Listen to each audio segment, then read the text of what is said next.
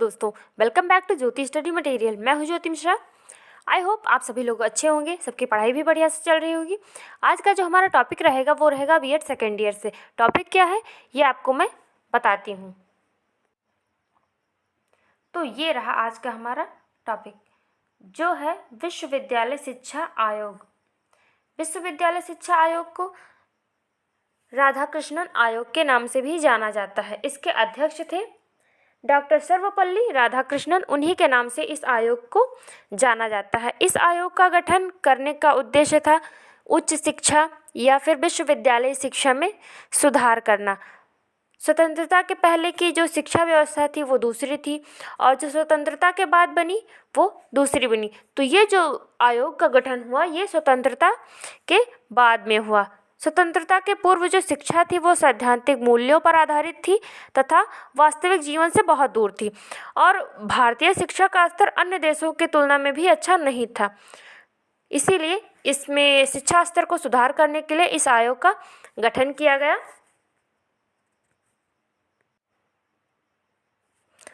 भारतीय शिक्षा के स्तर में सुधार लाने के लिए केंद्रीय शिक्षा सलाहकार बोर्ड और अंतर विश्वविद्यालय शिक्षा परिषद ने भारत सरकार को विश्वविद्यालय शिक्षा आयोग का गठन करने का सुझाव दिया।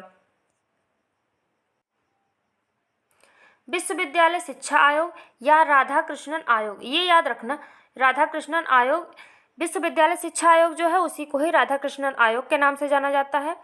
विश्वविद्यालय शिक्षा आयोग या राधाकृष्णन आयोग भारत सरकार द्वारा नवंबर 1947 को, यह आयोग कब बना? 1947 में भारतीय विश्वविद्यालय शिक्षा की अवस्था पर रिपोर्ट देने के लिए नियुक्त किया गया। इस आयोग के अध्यक्ष डॉक्टर सर्वपल्ली राधाकृष्णन थे। इसके अध्यक्ष कौन थे? डॉक्टर सर्वपल्ली राधाकृष्णन थे। विश्वविद्यालय शिक्षा आयोग ने उच्च एवं विश्वविद्यालय शिक्षा के संबंध में सम्यक विचार विमर्श के बाद 25 अगस्त 1949 को, कब? 25 अगस्त 1949 को 747 पृष्ठों का अपना प्रतिवेदन भारत सरकार के समक्ष प्रस्तुत किया। विश्वविद्यालय शिक्षा आयोग का जो उद्देश्य है अब हम उसको जानेंगे। विश्वविद्यालय शिक्षा आयोग के उद्देश्य, सबसे पहला है नेतृत्व निर्माण, यानी नेतृत्व का निर्माण। इस बात का एहसास किया गया कि स्वतंत्रता प्राप्ति के पश्चात देश की आर्थिक, सामाजिक, राजनीतिक परिस्थितियों में जो परिवर्तन हुए उन्होंने हमारे विश्वविद्यालय के कार्यों व उत्तरदायित्वों में वृद्धि कर दी है। अतः राजनीतिक, व्यावसायिक और औद्योगिक वाणिज्यिक क्षेत्रों में नेतृत्व ग्रहण कर सकने वाले व्यक्तियों का निर्माण करना चाहिए।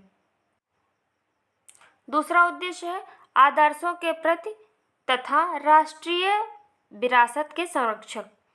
सबसे पहला तो बताया गया है कि क्या नेतृत्व का निर्माण होना चाहिए। दूसरा है आदर्शों के प्रति, जो भी हमारे नियम बनाए गए हैं जैसे संविधान, ये सब है आदर्शों के प्रति तथा राष्ट्रीय विरासत के संरक्षक। जो भी हमें विरासत में मिला है उसे संरक्षित करके रखना चाहिए। आयोग के शब्दों में हम न्याय, स्वतंत्रता, समानता के प्राप्त द्वारा प्रजातंत्र की खोज में संगठन है। जो न्याय है, स्वतंत्रता है, ये सब प्रजातंत्र की खोज में संगठन है। अतः हमारे विश्वविद्यालयों की अनिवार्यता इन आदर्शों का प्रति तथा संरक्षक होना चाहिए। हमारे विश्वविद्यालयों को अपनी संस्कृति विरासत को अच्छा रखने हेतु राष्ट्रीय विरासत को अपनाने वाले उनमें योगदान देने वाले युवकों को तैयार करना चाहिए। जो हमारी विरासत हमें मिली है उनको संभाल करके रखने वाले व्यक्तियों का निर्माण करना चाहिए। इसमें से जो हमारा तीसरा है वो है बुद्धिजीवी तथा बौद्धिक साहस वाले व्यक्ति। कौन है? बुद्धिजीवी तथा बौद्धिक साहस रखने वाले व्यक्ति।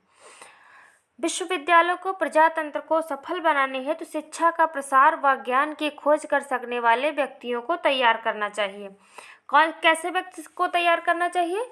शिक्षा का जो प्रचार करे, ज्ञान की खोज कर सकने वाले ऐसे व्यक्तियों को तैयार करना चाहिए। यह अनुभव किया गया है कि विश्वविद्यालय समाज सुधार के कार्य में महान योगदान दे सकते हैं।